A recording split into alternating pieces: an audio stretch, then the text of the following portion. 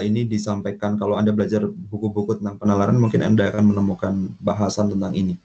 Namanya adalah argumentum ad ignorantiam. Jadi kesesatan ini terjadi bila orang mengargumentasikan suatu proposisi atau pernyataan itu benar karena tidak terbukti salah gitu. Jadi kebenaran itu ditarik, diambil, disimpulkan hanya karena tidak bisa dibuktikan kebalikannya. Ya selama ini orang berpikir seperti itu, tetapi itu sebetulnya sesuatu yang sesat begitu. Nah, atau sebaliknya, proposisi itu pernyataan itu, kebenaran itu diyakini sebagai suatu kesalahan karena tidak pernah bisa dibuktikan itu benar. Gitu. Jadi itu sebetulnya yang dipahami manusia dalam menyimpulkan sebuah kebenaran, tetapi dalam teorinya ini sebuah kesesatan sebetulnya. Jadi kesesatan ini muncul disebabkan oleh adanya kebenaran penyimpangan konklusi atas dasar bahwa negasinya tidak terbukti salah. Ya, kebalikannya tidak bisa dibuktikan sebaliknya. Atau penyimpulan suatu konklusi yang dianggap salah karena negasinya tidak terbukti benar.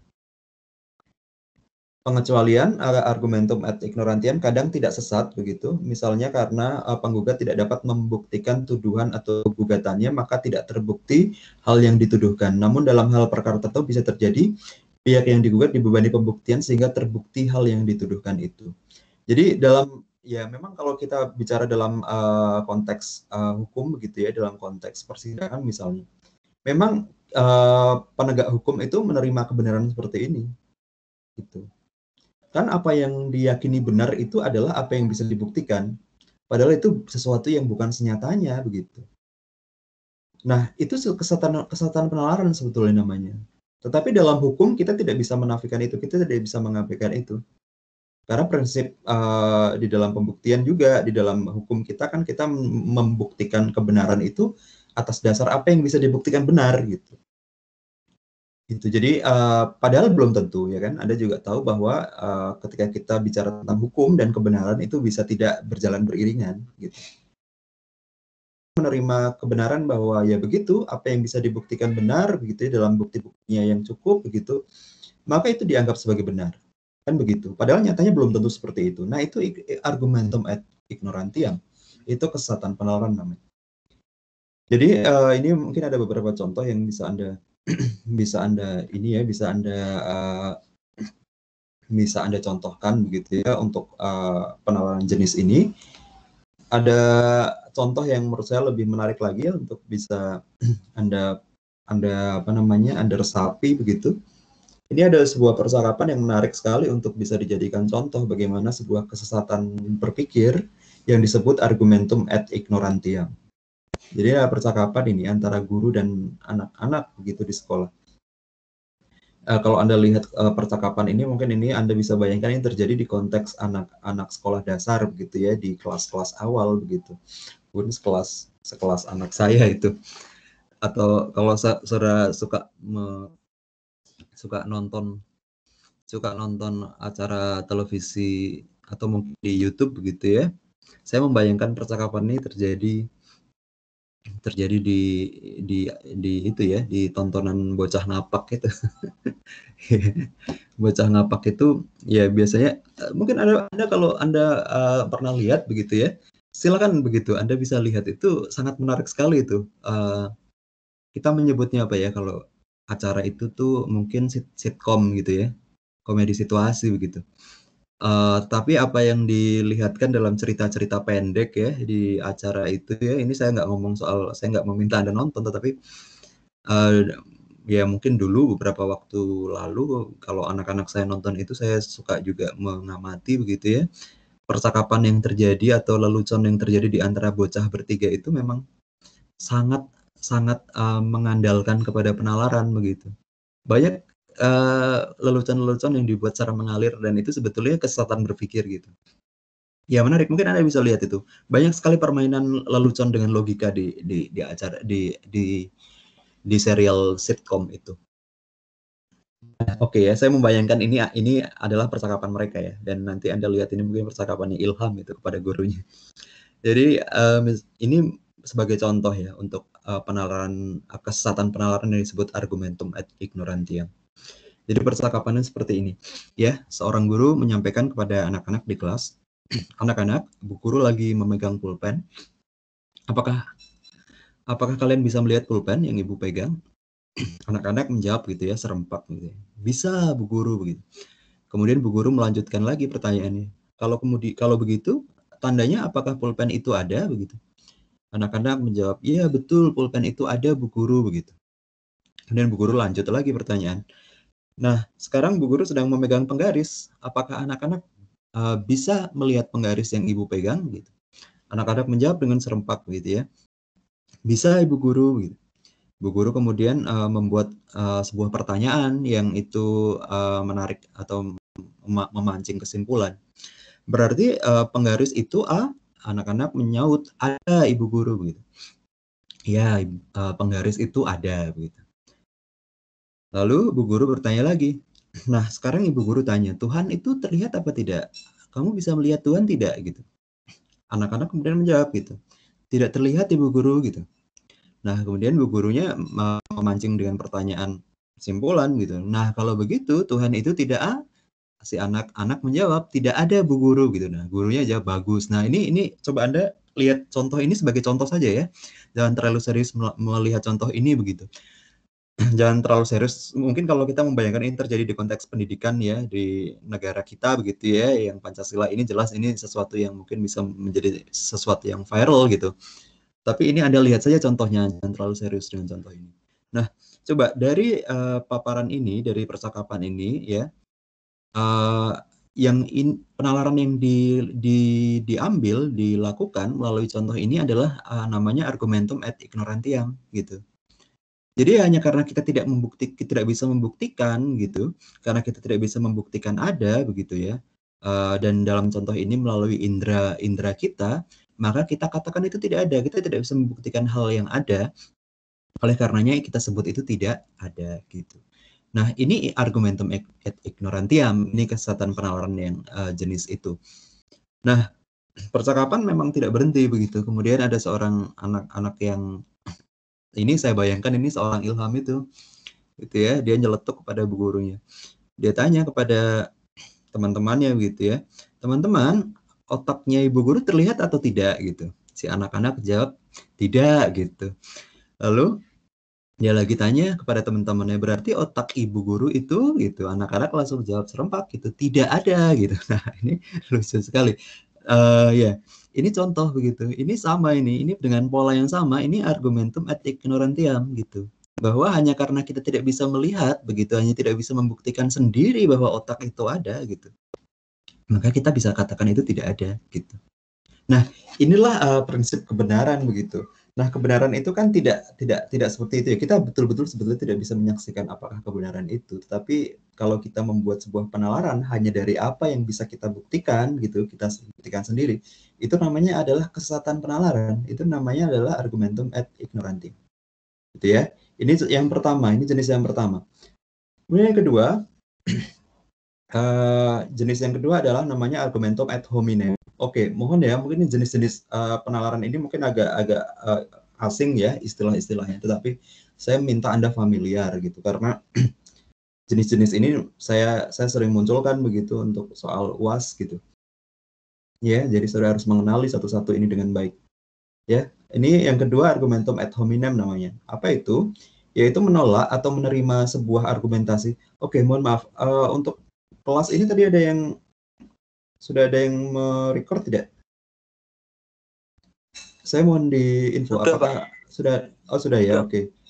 Iya. Oke, saya mau tanya, untuk rekaman itu nanti Anda yang bisa download semuanya atau Anda yang setting ya? Semuanya, Pak. Oh semuanya ya, oke. Nanti saya mau download ya untuk kelas yang jam 9 begitu. Oke, baik, terima kasih. Ya, ini yang kedua ya, argumentum ya. Mungkin karena sementara saya belum menyiapkan konten pembelajaran ya di YouTube, jadi mungkin saya akan minta belajar mandiri kalau dengan video yang kita lakukan di pertemuan pagi ini. Baik, ini jenis yang kedua nih, namanya argumentum ad hominem. Apa itu? Yaitu menolak atau menerima sebuah argumentasi gitu ya, atau usul bukan karena penalaran, tetapi karena keadaan orangnya. Ini yang tadi saya katakan bahwa kesesatan penalaran itu bukan hanya tentang prosesnya, tetapi juga tentang keadaan gitu. Jadi ada keadaan-keadaan yang membuat sebuah penalaran itu menjadi sesat. Nah, keadaan-keadaannya banyak. Nah, ini kita kenali nih jenis-jenisnya. Yang kali ini kita pelajari namanya argumentum ad hominem. Jadi argumentasi itu diterima atau tidak diterima itu karena keadaan orangnya. Nah, jadi kenapa? Karena orangnya itu dianggap sebagai seseorang yang tidak kredibel, sebagai seseorang yang negatif, sebagai seseorang yang tidak bisa dipegang, tidak bisa dipercaya, gitu. Jadi kita menyampaikan begini, kita menerima atau menolak penalaran itu, ya, bukan karena penalarannya itu sendiri, gitu ya, tetapi karena kita lebih fokus kepada siapa yang menyampaikan penalaran itu. Itu menimbulkan sebuah kesesatan. Jadi argumentum ad hominem itu penalaran yang kita terima, gitu ya, dan penalaran itu lebih melihat kepada siapa yang menyampaikan orangnya, bukan kepada proses atau kepada hasil penalaran yang disampaikan, gitu. Jadi kita menolak sebuah penalaran hanya karena orangnya itu. Jadi kita melihat bahwa kita lebih melihat kepada orang yang menyampaikan penalaran itu. Jadi contohnya seperti ini. Kalau misalnya Anda menerima sebuah pemikiran dari orang lain begitu ya, semestinya adalah ya kalau kita bicara dalam konteks logika, maka semestinya adalah Anda harus menerima informasi itu, menerima penalaran itu dari penalaran yang disampaikan gitu. Bukan dari siapa yang menyampaikan. Jadi kalau misalnya Anda lagi nongkrong-nongkrong nih ya, kita ngomong nih konteksnya bukan COVID-19, bukan pandemi. Kalau Anda lagi nongkrong-nongkrong begitu, lagi nongkrong-nongkrong gitu, kemudian terus ada seorang perempuan tidak baik, misalnya perempuan nakal begitu ya, atau mungkin Anda tahu itu dia seorang PSK gitu ya. Lalu di obrolan Anda itu kemudian ya waktu menunjukkan sudah waktu untuk sholat begitu ya. Lalu dia mengingatkan kepada Anda gitu bahwa ini waktu jam sholat gitu. Dia ingatkan itu kepada Anda. Nah, penalaran yang Anda terima itu bukan melihat kepada apa yang dia sampaikan, bukan. Tapi justru Anda malah nyerang kepada orangnya. Jadi, alah kamu aja begitu, kamu aja seorang gitu kok ngingetin sholat kayak gitu. Nah, itu sebuah penalaran yang sesat. Jadi kita menerima informasi, menerima sebuah penalaran itu lebih fokus untuk menyerang keadaan si pemberi pernyataan. Itu namanya argumentum ad hominem. Jadi kalau kalian ngobrol misalnya sama teman-teman Anda lah, apa namanya, misalkan Anda diskusi begitu ya, otak lu aja cacat gitu ya, lu masa ngomong gitu-gitu. Nah seperti itu namanya argumentum ad hominem. Jadi siapapun orang itu bisa menyampaikan sebuah penalaran begitu. Harus kita terima secara objektif untuk kita bisa lihat logis atau tidaknya. Tetapi sebagian dari kita lebih memilih untuk menyerang kepada siapa yang menyampaikan pernyataan itu. Nah itu namanya argumentum ad hominem. Jadi itu menghasilkan sebuah kesesatan berpikir gitu. Jadi saudara tidak menerima penalaran, tapi saudara menyerang kepada keadaan orang yang menyampaikan penalaran itu. Gitu. Itu argumentum ad hominem. Kemudian yang ketiga, argumentum ad verecundiam. Nah ini jenis yang lain lagi begitu ya, pada keadaan yang lain lagi. Nah ini keadaan juga bahwa kita menolak atau tidak menerima sebuah argumentasi bukan karena nilai penalarannya, bukan karena pemikirannya, bukan karena pernyataannya, tetapi karena orang yang mengemukakan penalaran itu adalah orang yang Anda anggap kredibel, orang yang Anda anggap ahli, orang yang Anda anggap berwibawa dapat dipercaya. Ini kesesatan penalaran juga begitu. Nah, contohnya begini nih. Ya ini contoh-contoh ini mungkin Anda bisa baca ya. Contohnya begini. Hanya karena saya adalah dosen Anda gitu ya. Karena saya dosen Anda, lalu Anda adalah mahasiswa begitu.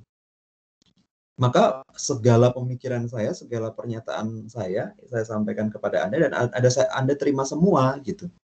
Anda terima semua, itu kesesatan berpikir itu namanya.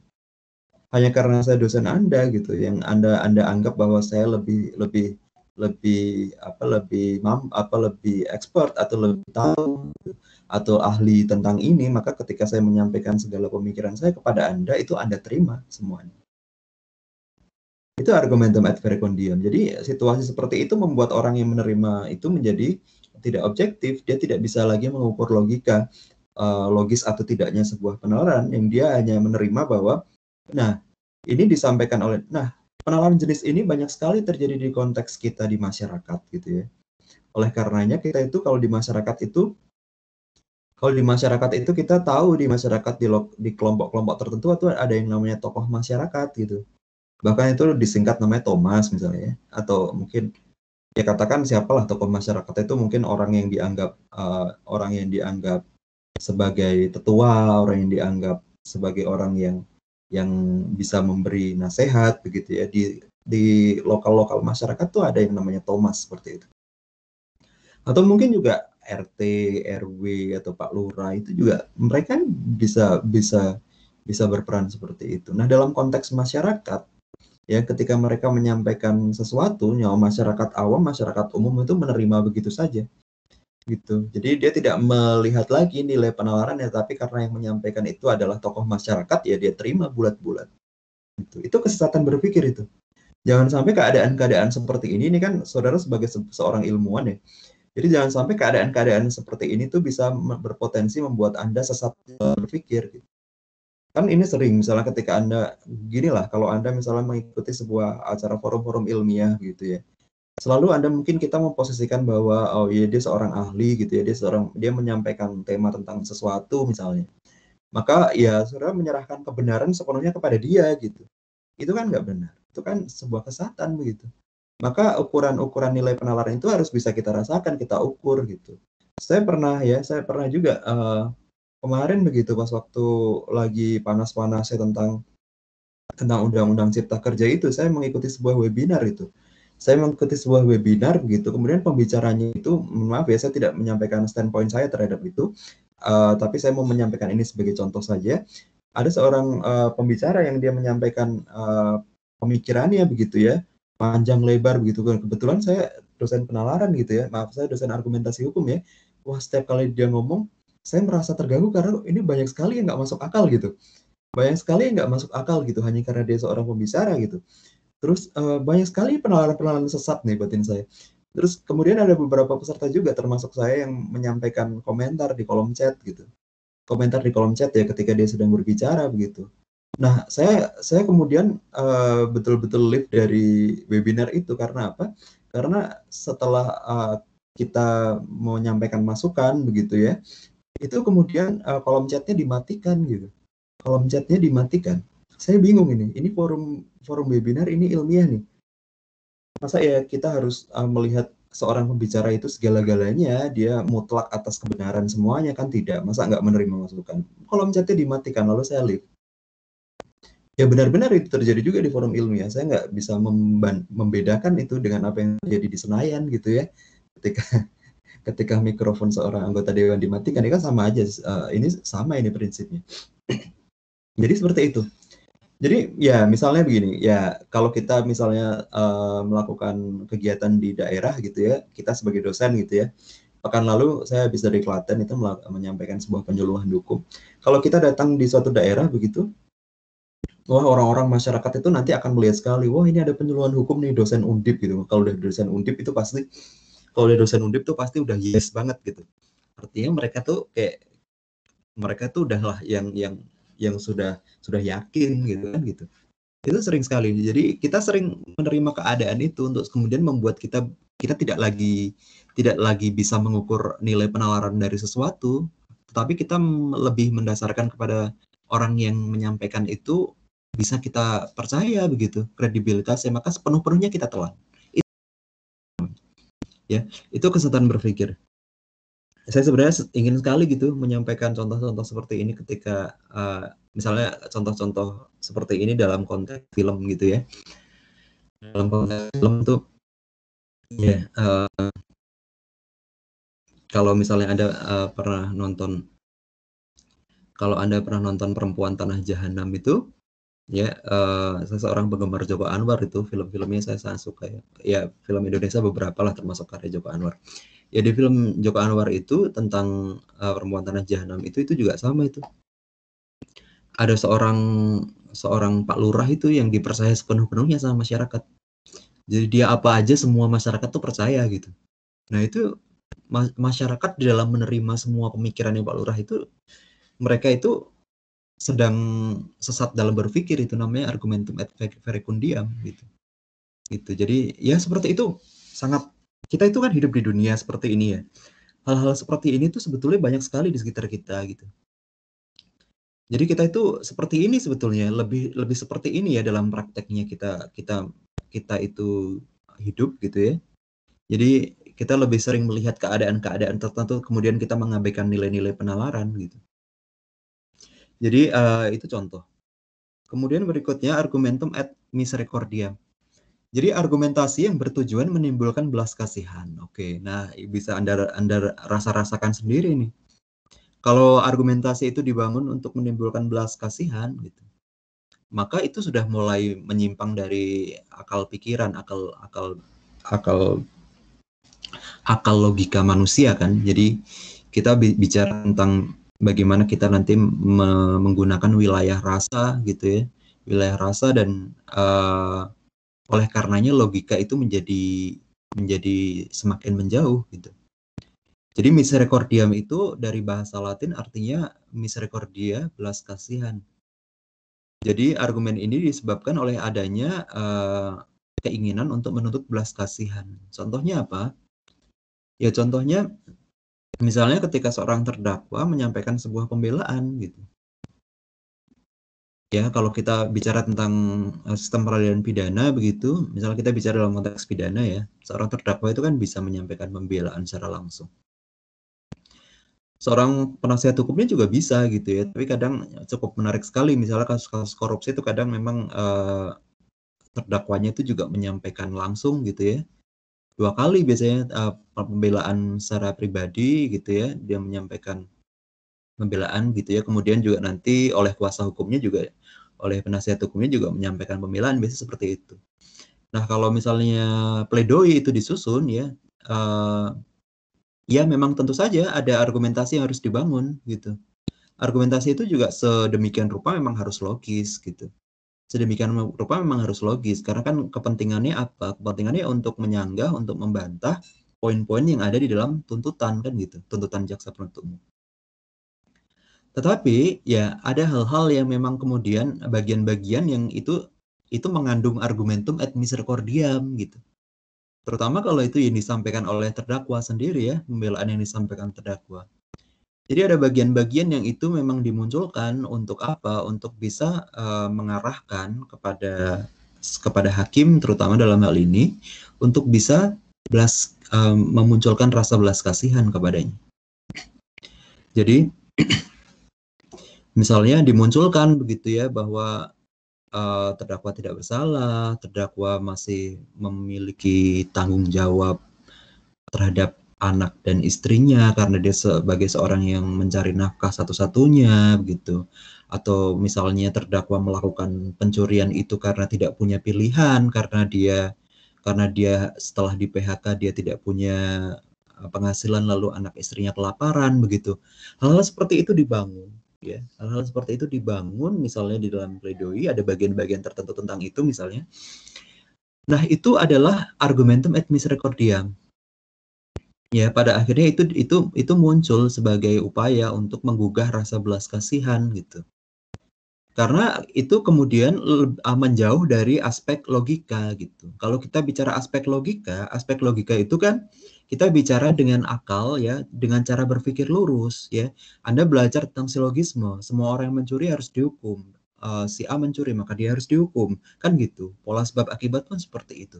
Tapi kalau kita memunculkan rasa-rasa belas kasihan seperti ini, itu kan upayanya untuk apa? Untuk menjauhkan dari pola-pola berpikir yang logis seperti itu. Oleh karenanya itu disebut sebagai kesesatan berpikir. Ini namanya argumentum et misericordia. Mungkin konteksnya banyak ya, Ketika misalnya Anda punya masalah begitu ya, misalnya Anda punya masalah lalu Anda melakukan pembelaan, itu juga sering sekali orang yang melakukan pembelaan itu lebih mengedepankan hal-hal yang sifatnya itu membela diri supaya menimbulkan rasa belas kasihan kepada orang lain yang kemudian bisa memaafkan kita gitu kan, seperti itu. Itu argumentum et misericordiam namanya. Ya. Jadi ini harus dibedakan di titik ini, di jenis penalaran ini kita harus juga bisa membedakan antara aspek logika dan aspek hati nurani. Jadi oleh karenanya dalam hukum kita juga mengenal itu. Dalam hukum kita mengenal itu, ya kan?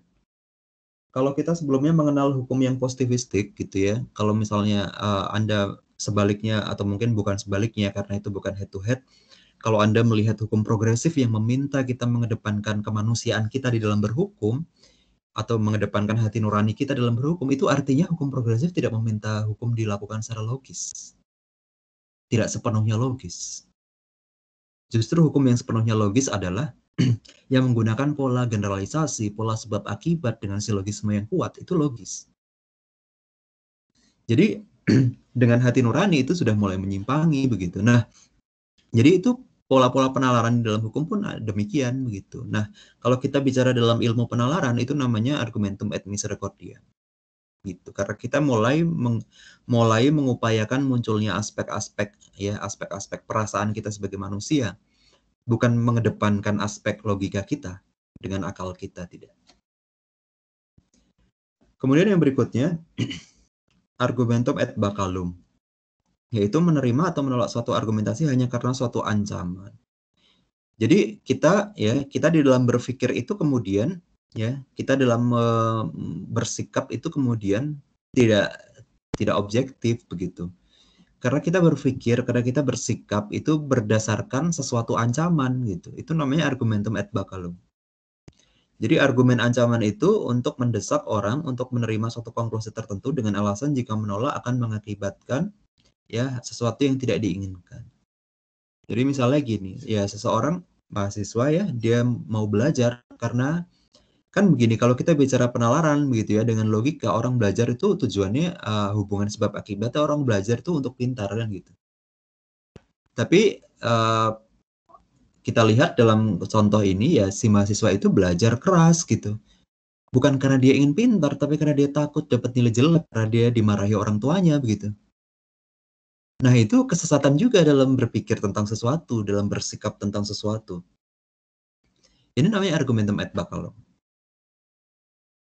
Kemudian misalnya, ini banyak sekali yang seperti ini kita bisa lihat dalam kehidupan kita sehari-hari. Ya, kita pengendara kendaraan misalnya, kita berhenti di lampu merah nih. Kita berhenti di lampu merah, ya kalau kita berpikir dalam penalaran yang lurus gitu ya, dalam penalaran dengan logika, maka kita tujuannya kita berhenti di lampu merah itu apa logikanya? Logikanya untuk keamanan keselamatan kita ya kan? Ya seperti itu, logikanya untuk keselamatan kita. Tapi orang itu ya bersikap, berpikir, memutuskan dia berhenti di lampu merah, ya itu karena apa? Karena dia takut di pojokan sana ada pos polisi gitu. Gitu. Itu kesesatan berpikir gitu. Kesesatan berpikir. Nah, ini contoh-contoh begitu ya. Mungkin ini kan dalam konteks Anda bisa merasakan keadaan-keadaan seperti ini terjadi dan itu menimbulkan sebuah argumentum et baccallum. Sekali lagi ya, di model-model ini Anda melihat ini banyak lebih kepada keadaan-keadaan gitu. Kemudian argumentum et populum. Apa ini? Jadi argumen ini disebabkan ya, argumen ini adalah sesuatu yang sesat karena argumentasi itu dibangun untuk menggugah emosi massa. Ini dilakukan oleh kaum aktivis gitu. Ini dilakukan oleh kaum aktivis. Saya katakan begini, aktivis. Mungkin saudara sebagai mahasiswa mungkin banyak yang dengan bangga menyebut saya seorang aktivis gitu ya. Ya, saya juga dulu begitu gitu. Saya dulu juga begitu. Saya dulu aktivis gitu. Ya karena saya juga dulu aktif di kegiatan-kegiatan kemahasiswaan, saya aktivis begitu ya, demo juga oke gitu ya.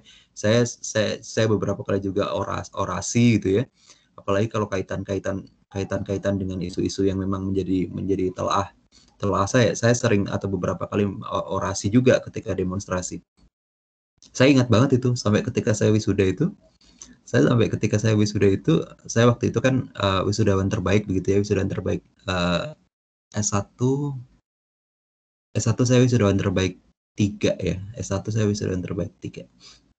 Ya ketika saya diperkenalkan sama Pak Dekan, saya nggak mau sebut Pak Dekannya siapa ya. Tapi ketika saya diperkenalkan, begitu saya diminta berdiri, begitu Pak Dekan komentarnya begini. Ini masa di sini aktivis ini, sukanya demo gitu. Kalau Kalau demo terus tuh bisa nggak tak lulusin itu, bisa nggak wisuda nih. Untung dia pinter, dia bisa wisuda, bisa lulus dia. Dekannya memang seperti itu. Nah ini kelakar saja gitu. Ini kelakar saja memang saya memahami ini kelakar saja. Cuman saya teringat terus gitu sama itu. Jadi apa maksudnya? Maksudnya adalah begini bahwa mereka kaum aktivis itu. Jadi saya katakan mungkin Anda suka membanggakan diri Anda seorang aktivis gitu ya, tetapi mungkin saudara perlu pahami baik-baik itu apa itu aktivis.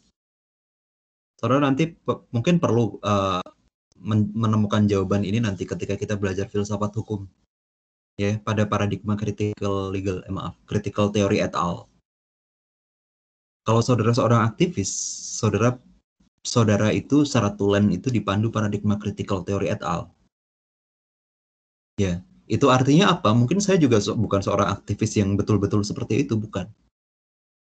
Ya, tapi kan mahasiswa atau mungkin Anda merasa bahwa saya kan anak yang aktif gitu ya di kampus gitu. Saya aktif berorganisasi, lalu saudara-saudara sebut aktivis, ya enggak juga.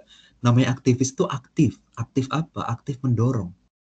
Aktif melakukan perubahan. Bukan karena Anda aktif berorganisasi, enggak. Tapi Anda aktif mendorong perubahan. Anda aktif mentransformasi perubahan. Itu aktivis. Gitu. Kalau pure aktivis itu seperti itu. Nah, itu saya katakan tadi, argumentum et populum itu ya kebanyakan dilakukan oleh seorang aktivis ya, meskipun semuanya Anda atau saya juga bisa melakukan itu. Untuk apa? Ketika kita ketika kita menjadi seorang orator aksi demonstrasi misalnya, yang kita sampaikan di sana itu tidak pure penalaran gitu. Cobalah ukur Anda. Ya. Penalaran atau logika itu sepenuh-penuhnya apakah bisa Anda jamin? Enggak. Nah, itu kondisi yang disebut argumentum et populum gitu.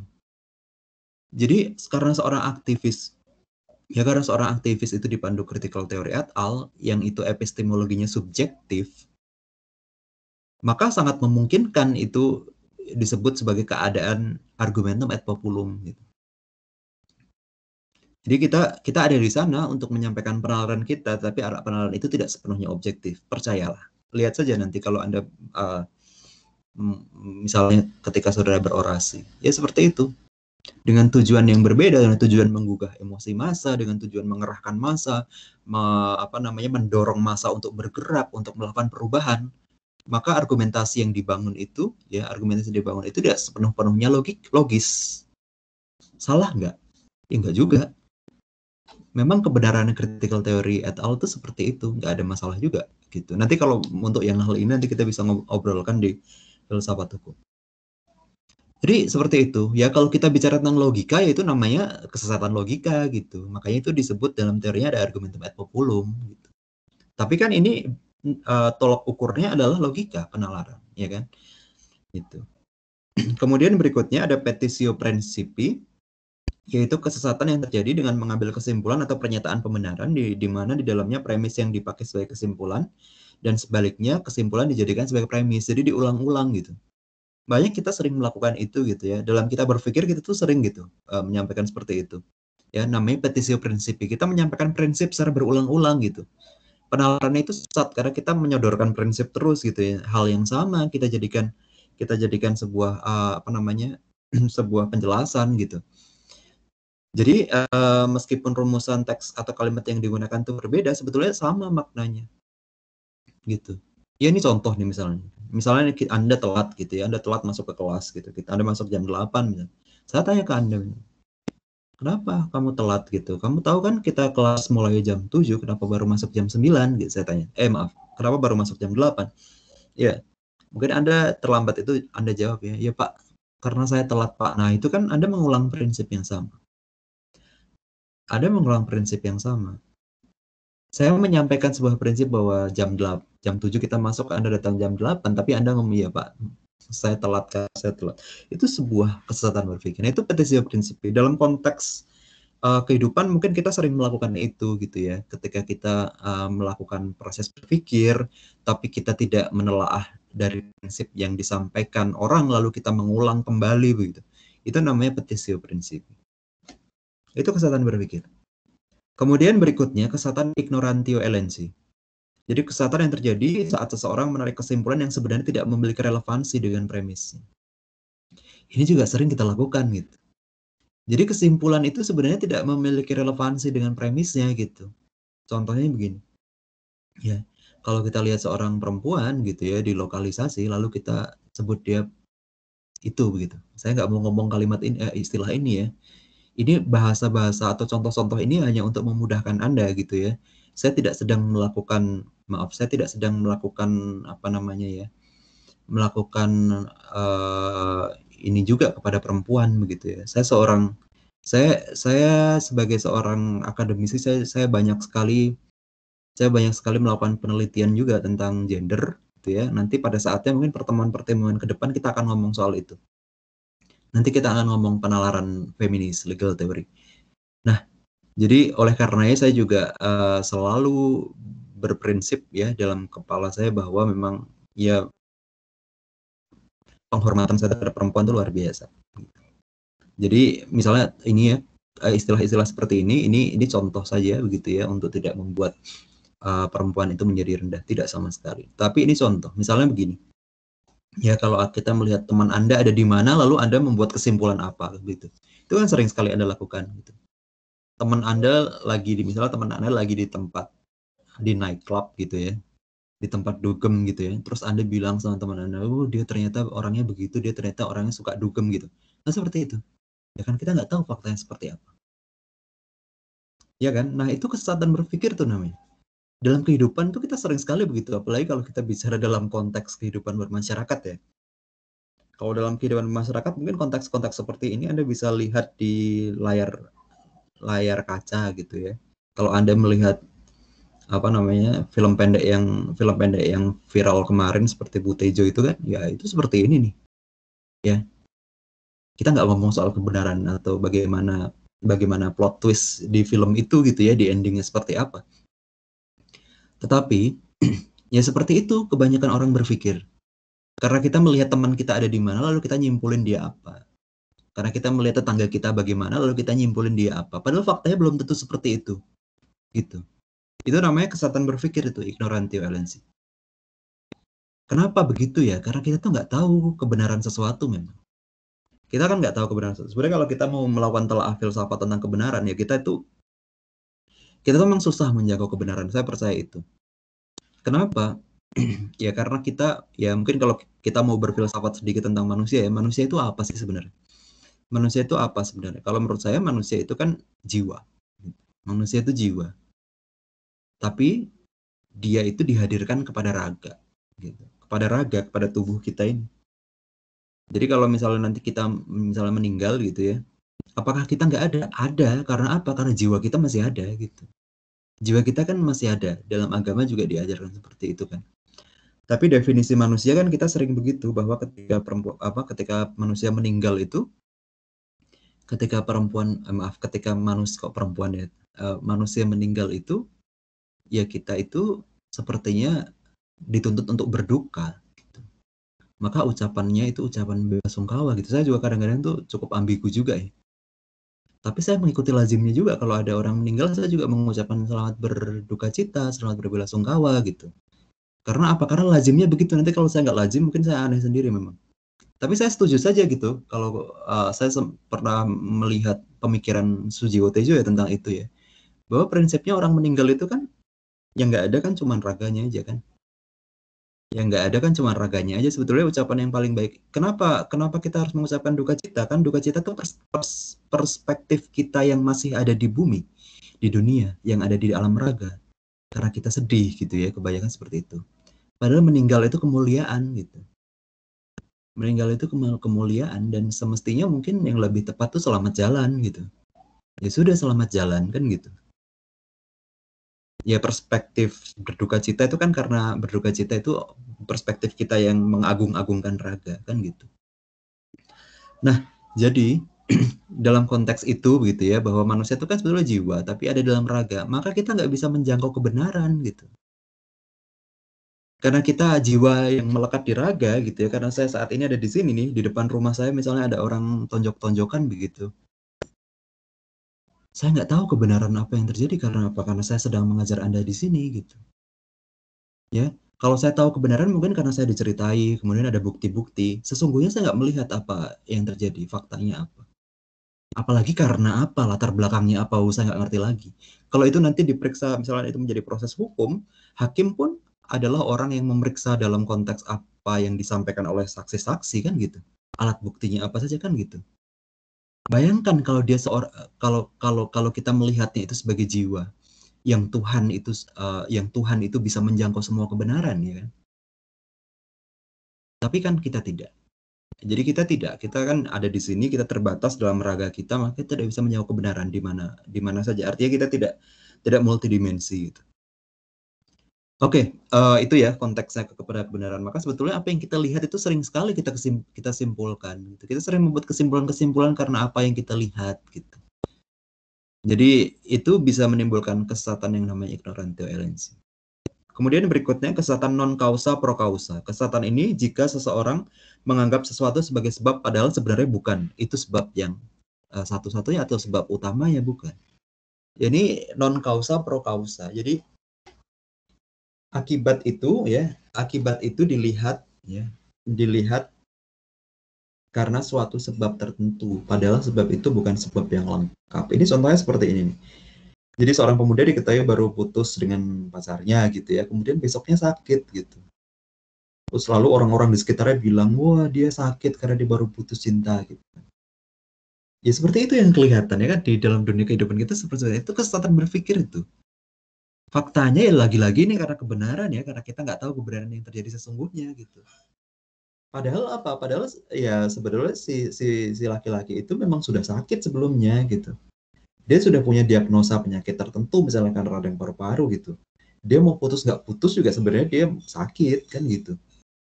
Tapi apa yang orang lihat itu ya, apa yang mereka lihat dalam akibat itu, mereka menuju kepada sebab yang terlihat gitu, dan itu dianggap sebagai satu-satunya sebab yang lengkap, padahal tidak gitu. Itu kesesatan non kausa pro kausa gitu. Kemudian berikutnya kesesatan aksidensi. Jadi kesesatan aksidensi adalah kesesatan yang terjadi jika seseorang menerapkan prinsip umum kepada peristiwa yang sifatnya sewaktu-waktu. Jadi umum diterapkan pada sesuatu yang sifatnya khusus. Contohnya orang yang akan makan banyak daging, jadi kan asumsi kita kan orang yang makan banyak daging akan kuat gitu ya dan sehat.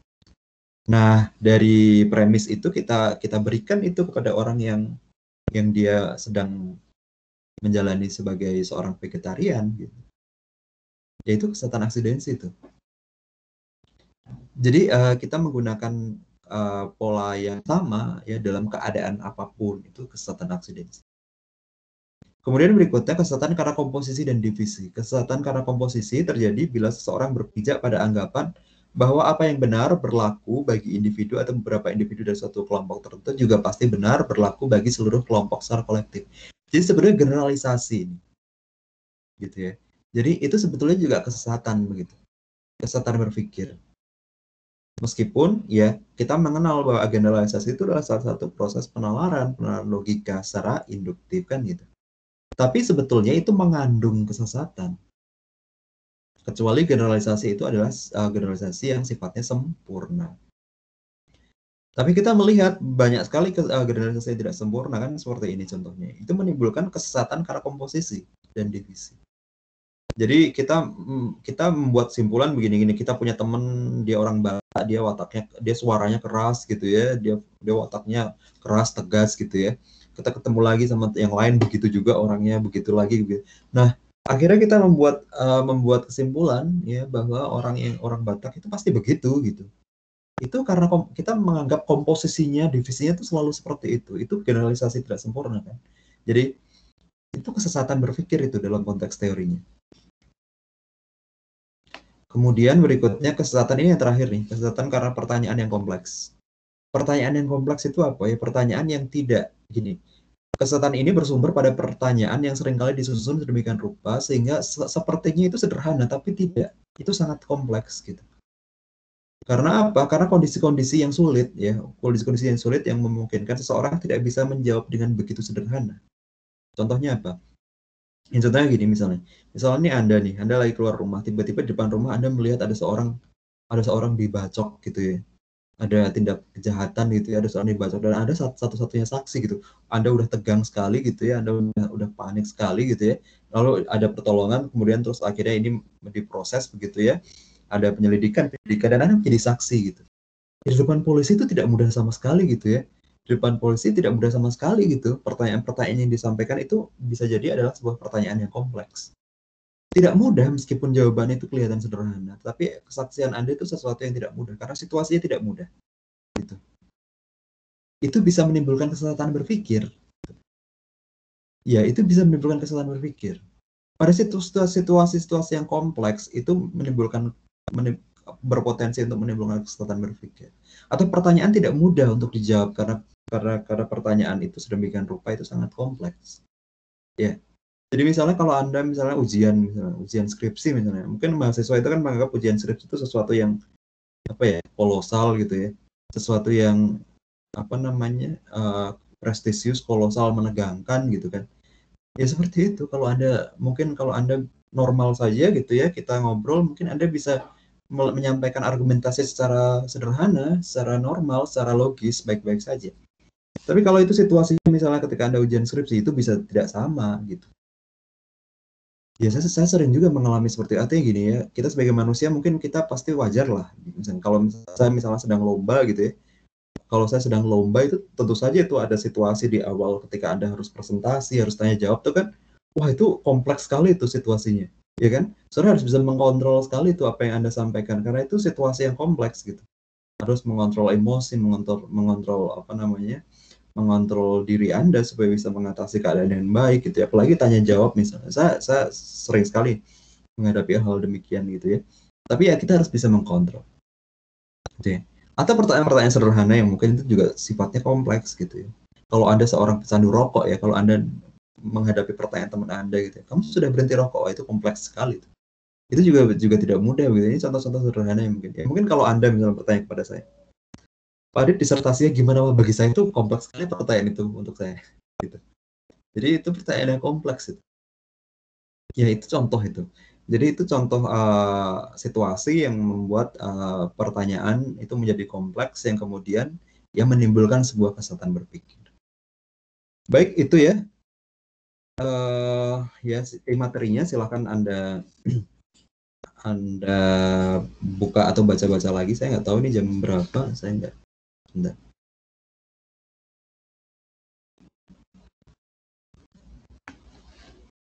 Ya, baik. Ini jam berapa ini? Jam 8.31 ya. Baik. Baik, saya menjanjikan kelas berikutnya mulai 8.30 ya. Saya tutup untuk pertemuan hari ini. Silakan kalau ada pertanyaan silakan disampaikan di kolom chat ya. Nanti saya akan respon nanti saat saya senggang. Tapi saya mohon kalau ada respon, ada